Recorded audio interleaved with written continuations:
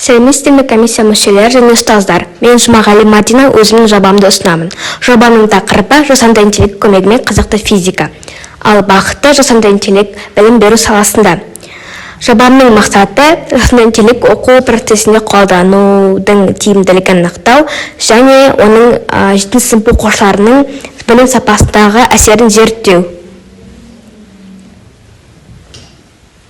Қазіргі таңда жасанды интеллект технологиялары қарқынды дамып, білім беру саласына кеңінен енгізілуде.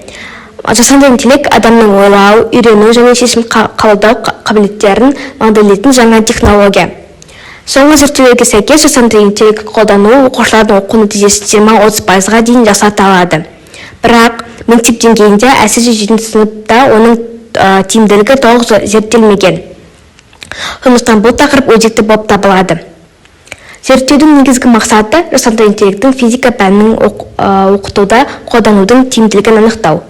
Міндеттері жасанды интеллекттің білім беру мүмкіндіктерін талдау, 7 сынып оқушылардың арасында тәжірибе жүргізу және нәтижелерді салыстыру, ұсыныс жасау. Ал зерттеу нысаны жасанды интеллект технологиялары, зерттеу пәні оқу процесінде жасанды интеллекттердің қолдану тиімділігі, ерекшеліктері.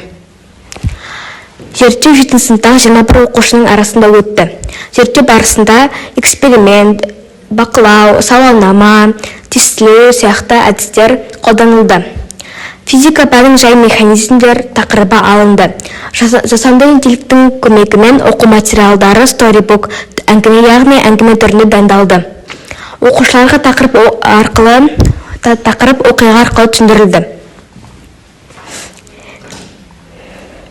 7 сыныпта 21 оқушы қатысты. Солардан жасанды интеллектті қолданасың ба, қандай бағдарламаны қолданасың, өз бетімен оқыған жақсы ма, әлде жасанды интеллектпен бе? Жасанды интеллекттің қандай мүмкіншіліктерін білесің, жасанды интеллектпен кітапша жазуды білесің бе деген сұрақтар қойылды. Эксперимент нәтижесінде оқушылардың түсіну деңгейі артты, қатер саны азайды, тапсырманы орындау жылдамдығы арттырды. Сауалнама бойынша көбісі storybook әдісін қызықты деп бағалады, материалды жақсы түсінді және оқуға деген қызығушылығын артылғанын айтты. Бұл әдіс дәстүрлі оқытуға қарағанда тиімді екені байқалды. Storybook әдісінің артықшылықтары оқуды қызық етеді, ақпаратты есте сақтап жақсартады, олда қабілеттерін дамытады. Ал кемшіліктері дайын жауапқа тәуелділік, мұғалімнің бақылауы қажет, технологиялар тәуелділік.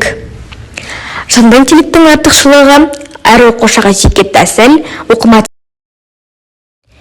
келесі сауалнама бойынша 7 оқушы әңгіме арқылы оқу қызықты болды, ал 10 оқушы тақырыпта оңай түсінді, 5 оқушы осылай оқығым келеді деп өз ойларын білдірді. Сауалнама нәтижелері жасанды интеллекттің көмегімен жасалған storybook әдісінің тиімді екенін көрсетті. Бұл әдістің артықшылығы оқу материалын оқушыға түсінікті әрі қызықты форматта ұсыну. Ғылыми тұрғыдан алғанда storybook әдісі ассоциативті ойлауды дамытады, ақпарат бейнелі түрде есте сақтауды көмектеседі, оқушылардың эмоциялық қабылдауын күшейтеді. Дәстүрлі оқытуға ақпарат көбінесе мәтін түрінде берілсе, storybook әдісі оны оқиғаға айналдырады. Бұл оқу процесін жеңілдетеді. Қорытындылай келе, жасанды интеллектті storybook әдісімен қолдану өте тиімді екені дәлелденді. Бұл әдіс оқушылардың қызығушылығын арттырды, білімді жақсы меңгеруге көмектесті, оқу процесін жеңілдетеді. Жасанды интеллект білім берудің болашағы, сондықтан оны дұрыс тиімді пайдалану маңызды. Назарларыңызға рахмет.